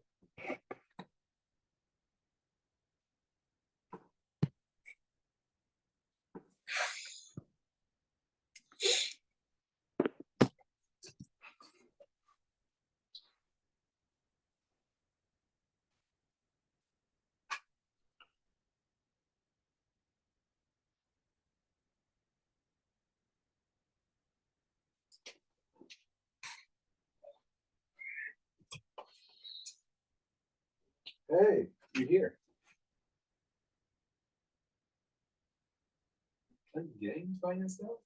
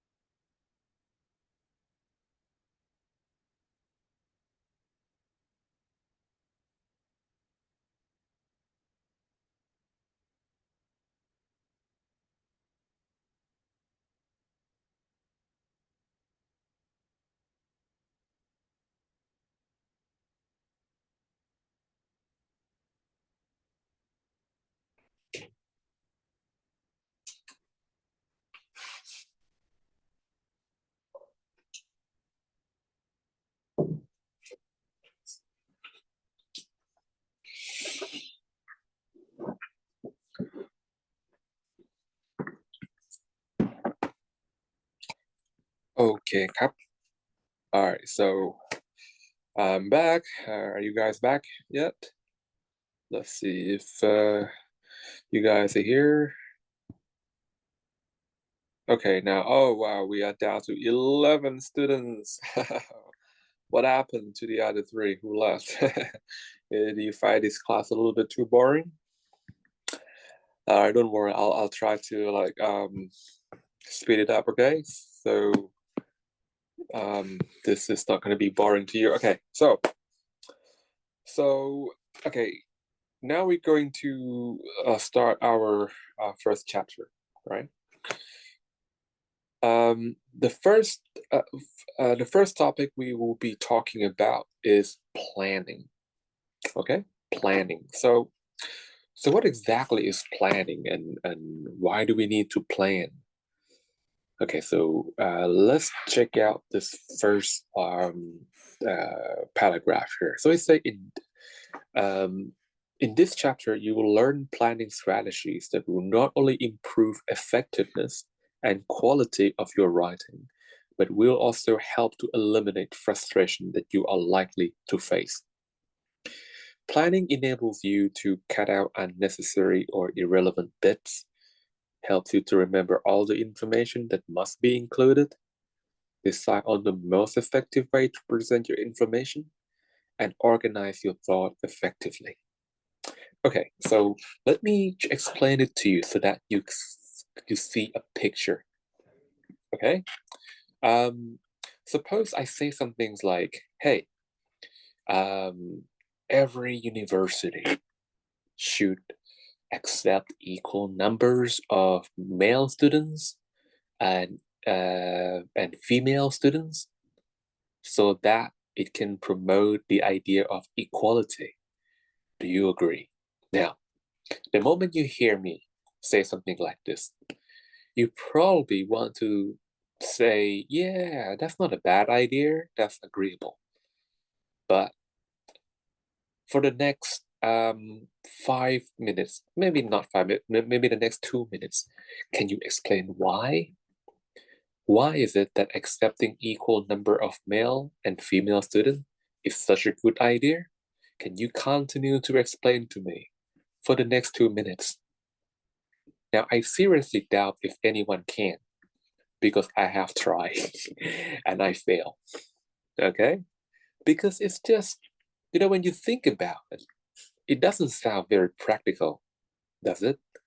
I mean, can we really make the number of males and female students equal when the population of males and females in many society in the world is not equal, right? If there are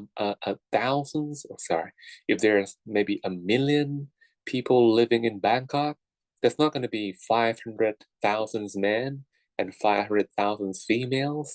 It's not that symmetrical. It doesn't work that way, right? Maybe 80% are male, and 80% are females, and the other 20% are male. In some society, it's probably like that. So it's not very practical to actually divide evenly, between the number of male students and the number of female students. And even if you can, does it really promote equality? I mean, in what sense does it promote equality? Does that mean male students have the same quality to, have the same opportunity to obtain education? Is that really the problem? Just because they can go to the class, doesn't mean they're equal still. What if the teachers favor male students more than female students?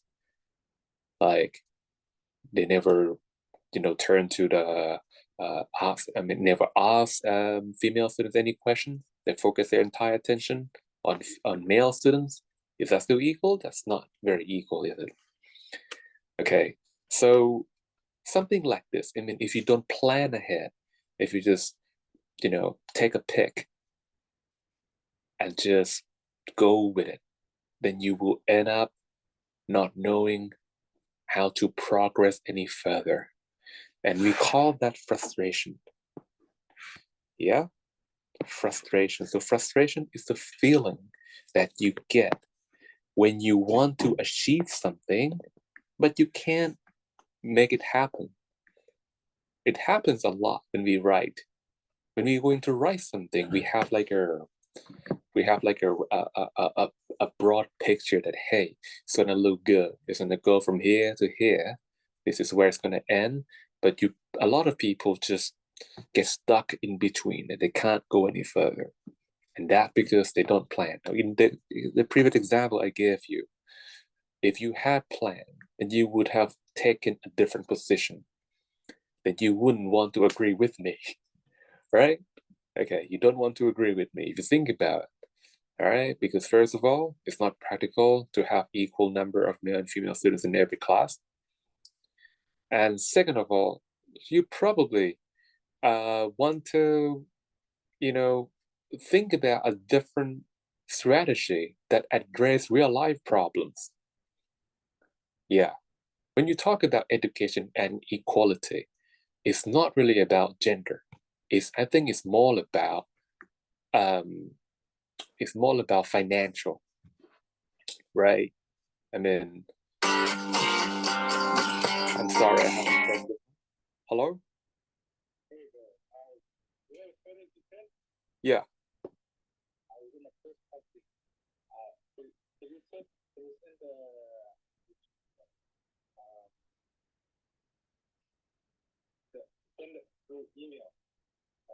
Email. You want me to send all the photos that I took today? I mean, that Ray took today to your email. Okay. Right, right. The flowers. Okay. Yeah. Yeah, I'll do that now. Okay. All right, I'll do that. Uh-huh. Sure. Oh, that's all right. That's all right. It's not good, eh? Okay, sure. I'll send it to you right now. Okay, see you. Sorry guys. So if you plan, right, then you would know that then you would know to take a different position, right? You would have thought about other problems that are associated with education that are more urgent, like poor kids do not have easy access to education. That's one of the major problems, right? There's many part of the world where financially inadequate family cannot afford to send their children to school. That's one major problem. Okay, what do you think is another big problems that is concerned with education? Maybe unemployment, right? Unemployment is a big problem too. For example, a lot of graduates today are unemployed. I mean, they have completed their education. They've done a lot of hard work throughout their study, but they end up jobless. That's also a major problem. This is something that deserves more attention than trying to, establish equality between boys and girls. All right. So if you plan, then you will see which way you should be walking on. All right, which is the right path, which is the wrong path. The wrong path that will lead you to an impasse. You can't progress any further. Okay. Right. Now, another example. Right. Another example says, say I ask you this question: should we ban advertisements of alcohol so that young people consume less alcohol? Right. Now, if you don't plan this early on, chances are that you might be thinking too much about pros and cons, right? What would be the pros if you ban, alcohol advertisement? Would be the cons if we ban, alcohol advertisement? Now, pros and cons are good, right? But too much focus on pros and cons could be irrelevant to what you're supposed to be saying. For example, if I say, hey, there are too many teenagers who are addicted to alcohol in this era, right? And I think the best way to reduce the level of alcohol addiction among young people is to ban all alcohol related advertisements. See, the way I ask you a question, I don't really care about all the pros of banning alcohol advertisement. I don't really care if by doing it, it's going to put more money in my pocket or in anyone's pocket. I don't care if it's going to make the world a better place to live. I don't care if it is going to improve the air quality. I don't care about those. Maybe it does. Maybe you can, reason your way through. You can say that, hey, by banning alcohol advertising, we can actually improve air quality. If you can do that, that's really cool. But it's not my concern right now. My concern is that I want to reduce the number of young people who are addicted to alcohol. You see? So if you don't plan well enough, then you're going to add information that I don't really care. So we call that irrelevant bits. Okay? Irrelevant bits or irrelevant details.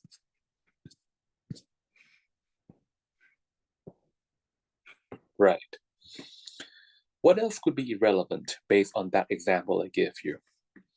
If you go and tell me all about the negative consequences of alcohol consumption, those are considered irrelevant as well.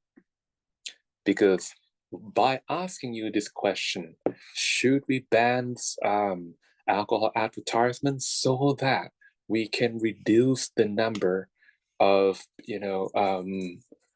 young people who are addicted to alcohol? By asking you this question, it's already clear that I know how bad alcohol consumption is. So it's not necessary to tell me, how drinking beers can affect your health, how drinking beers can affect the family. I don't need to know. I already know it's bad. So if you add that to your essay, it might be irrelevant, right? Okay. So that's what I mean by, irrelevant bits. And you can only see this when you plan, right? Okay. Let's move on to another example. So as you see why planning is so important. Now let's change the question, shall we? Okay. What if I ask you, hey, should we raise the gas price so that we can stop traffic congestion? Okay. Now, let's say this time you disagree with me. And so the moment you hear raising the gas price, you start thinking about, damn, goods are going to be more expensive then if you raise the gas price, right? Because everything, logistic is fundamental to everything. Everything needs transportation, right? All the stuff that you buy from grocery store have to be transported from somewhere. So if we raise the gas price, then it will add more cost to the manufacturer. And manufacturer, they're not going to be operating at loss. What they're going to do is going to jack up the price of the goods. They make it more expensive because they have to, they have to deal with more cost, right? So immediately you're thinking, oh no, raising the gas price will have an adverse effect on the economy. Let's not do that. It's so bad for the economy. It's going to make poor families suffer, blah, blah, blah, blah, blah. And is that a strong argument? Just by focusing on the drawbacks or the negative side effects of raising the gas price, it doesn't really solve my problems, right? Okay? What I want to achieve is to reduce traffic congestion. In other words, I want people to be able to drive at the at the at the at the higher speed, at a normal speed, right? But when we have traffic congestion, people are driving at an extremely slow speed. We want them to be able to get back to the normal speed. That's what we care. So if you're telling me that raising the gas price will bring about so many bad things, then please tell me what I should do. You see? So this is something that you can only think about when you plan, not when you start writing right away.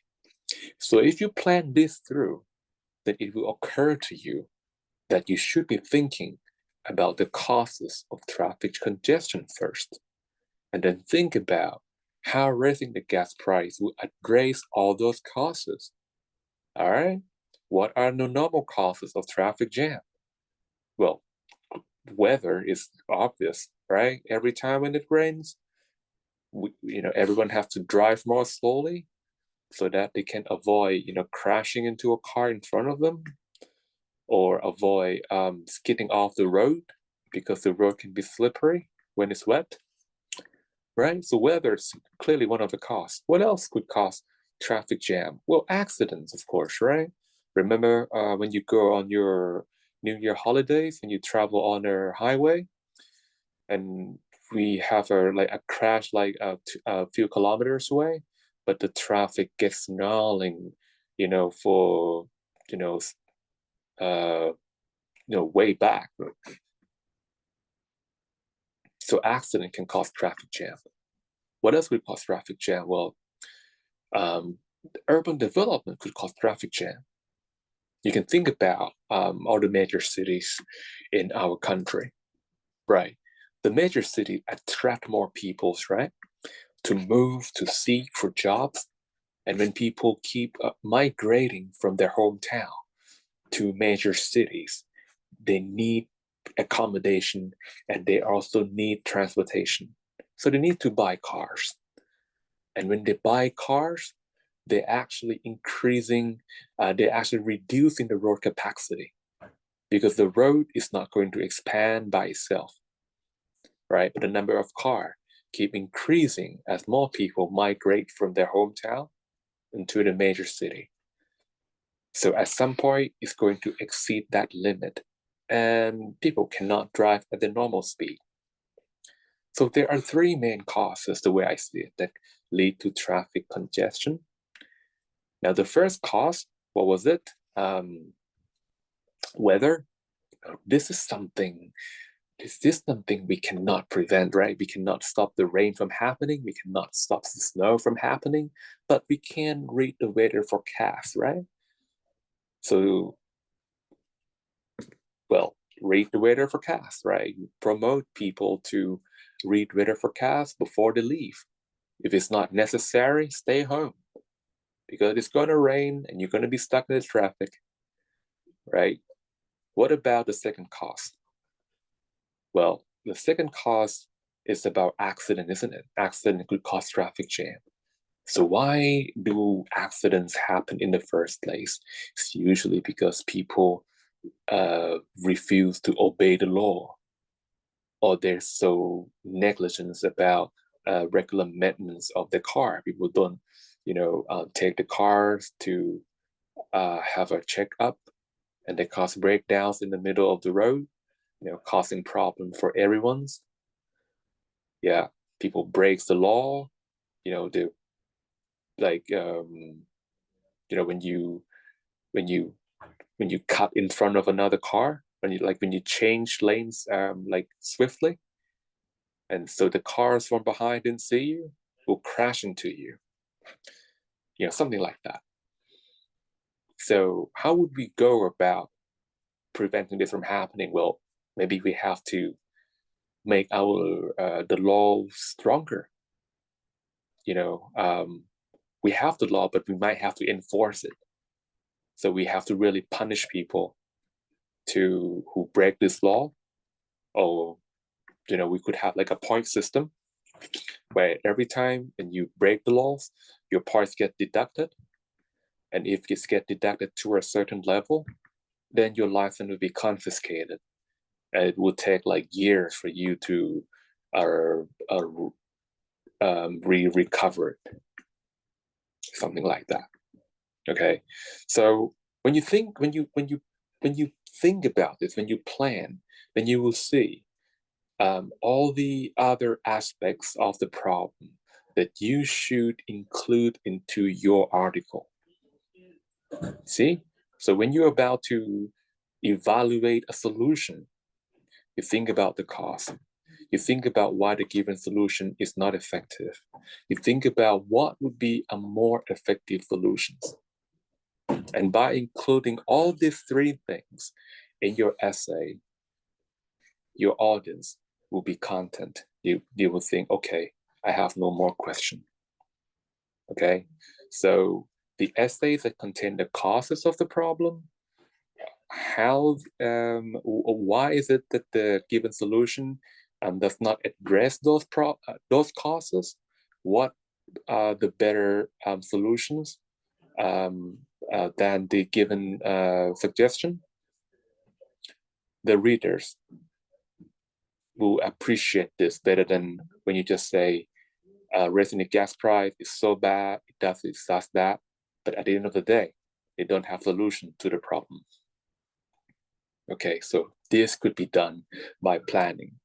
So that's what it's saying here. If you plan, you will remember all the information that must be included, right? You will make your argument strong. Okay, now,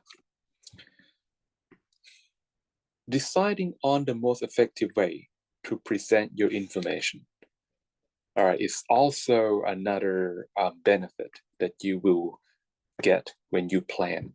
So what do I mean by that? Decide on the most effective way to present your information. Okay, at some point in your study, right, you will have to pick a chart somewhere, right? Could be a bar chart, could be a line graph, a table, pie chart, and you will have to describe information in it.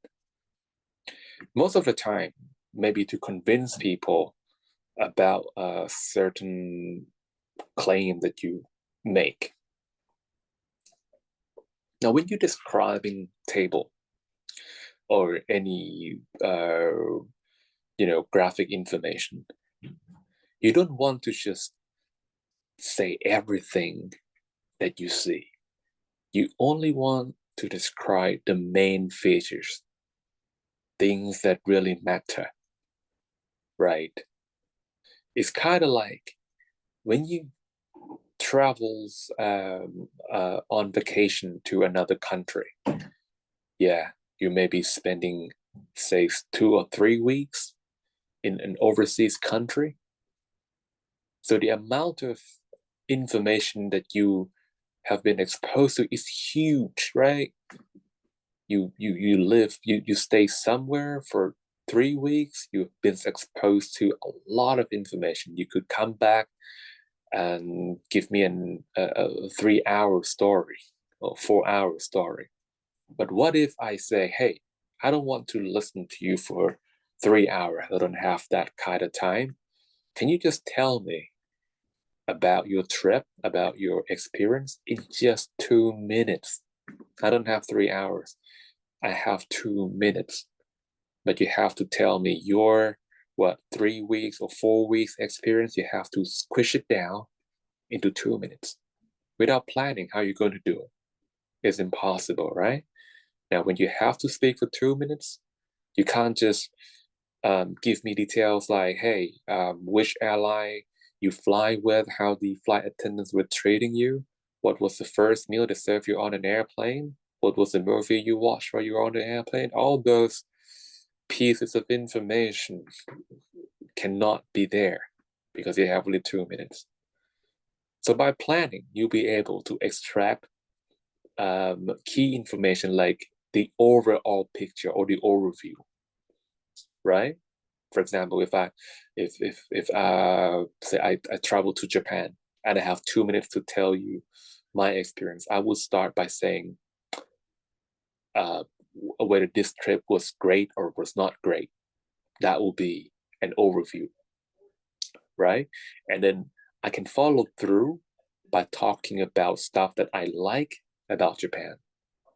So by planning, I will start with my overall feeling about this trip. And then I will move on to the first thing that I like about Japan, the second thing I like about Japan, and the third thing that I like about Japan. Okay, so the first thing that I like about Japan would be about the food. And how should I talk about the food? I don't have so much time. So I only have to focus on a few key aspects. So I could say, Japanese food is healthy, is affordable, and is delicious. And then I will add some support to it just to paint clear pictures. And the next thing that I might like about Japan could be, transportation. And I could again focus on three key aspects of Japanese transportation, like it's punctual, it's fast, and what else? I don't know, it's clean. Okay. The third thing I like would be about the people themselves. And I could be talking about, three main lovely characteristics of the Japanese people. Like they're respectful and they highly disciplined and they very kind. Okay. So by planning, I will start my story by telling you, hey, my trip to Japan was wonderful. The first thing I like about Japan is food. One of the first things that I find Japanese food very nice is that it's quite affordable. It is unlike what I thought before I went to Japan. I thought Japanese food would be very expensive, but it turns out that an average dish costs about 100 baht, 100 Thai baht only. So it's very affordable. Next thing I like about the Japanese food is that it's good for health because Japanese food usually consists of vegetable and raw fish and fish. Okay, and these are known to be highly nutritious and a good source of proteins. All right, and it also contains high antioxidants and keep you free from cancer. Yeah, and I can continue, but you get the point, right? Okay, this is what happened when you plan. If you don't plan, you will start off anywhere and you cannot finish. You won't go halfway through. Next is about organizing your thought efficiently. So what is organizing your thought? Okay, well, let me ask you one question, all right? Okay, do you think it is a good idea to maybe use EV car instead of the models that relies on gasoline? They call it internal combustion engine, right? The one that burned gasoline. Yeah. Is it a good idea to use EV car instead of the conventional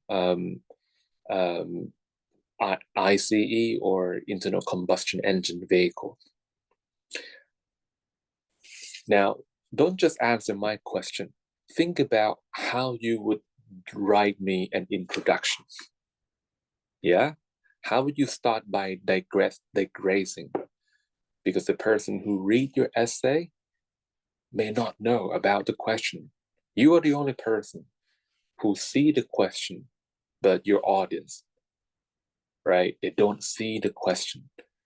So if you just start by writing, hey, EV vehicles may not be the best solution, full stop. It's going to create a lot of confusion because your audience don't know what you're talking about. It's only you who know what you're talking about. Your audience don't, right? So how would you do it? You see? Right? It's not easy to write an introduction if you don't plan. You have to organize your thought. So if you go back to the question I asked you, I was asking, is it a good idea to use EV car instead of the conventional type of cars? What I'm asking here is I want you to verify my solution, right? But did I tell you what the problem is? No, I did not, right? But this is something you have to guess. I cannot just give you a solution without a problem. Like I cannot just go and tell someone, hey, I think you need to do exercise. Unless I see something's wrong about that person, right? I would not walk up to you and, hey, you should go running. Hey, you should, stop eating sugar, right? So what do you think would be the problem if I ask you to, do some exercise or control your diet? Of course, you might be gaining weight, right? You might look a little bit sharper than you used to, and that's why I walk up to you and give you some advice because I spot a problem. So same here, right? If I don't spot a problem, then I wouldn't come up with this idea of using EV cars. So you have to sort of guess, what is that problem that I spotted? All right, okay, and you can start your introduction just by talking about that problems. Okay, now most of the time when we have a problem leads to argument because people will have their own ideas about how would they go about, approaching the problem. Some people want to do this, some people want to do that. At the end of the day, what is the best approach? What's the best solution?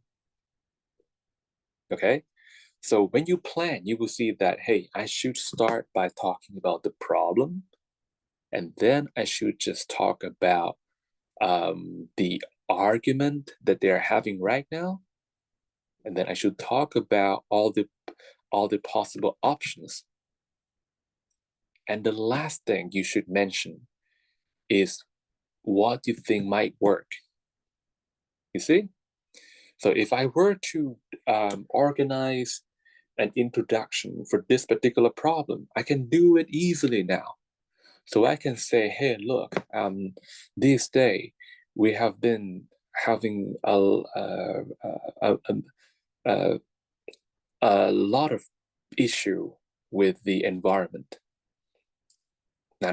Let me refresh. Okay, let me refresh. Okay, so I would say one of the measures environmental. So, yes. When we finish the class.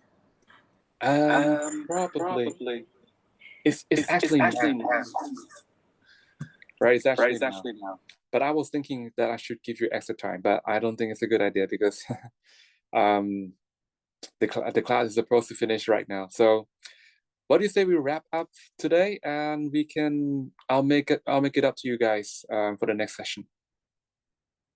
Is that better?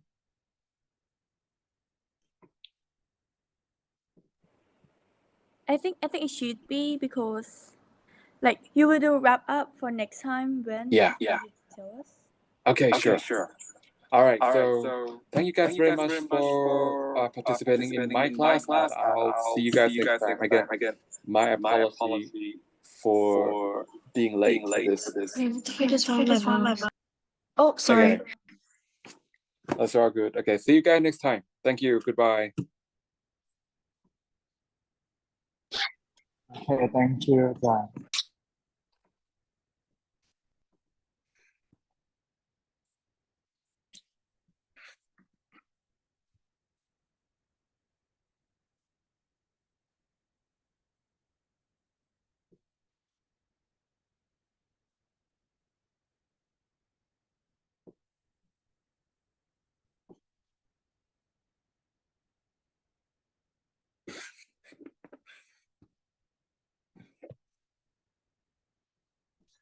Oh, Azan, and Yes. sorry. Yeah, sure. And congrats on your graduation today. Oh, Yeah. thank you. Yeah, Oh, that's I all. appreciate Okay. that. Thank you so Right, much. right. All good. Thank you for today as well. Goodbye. See ya. For sure. I'll see you next time. Thank you.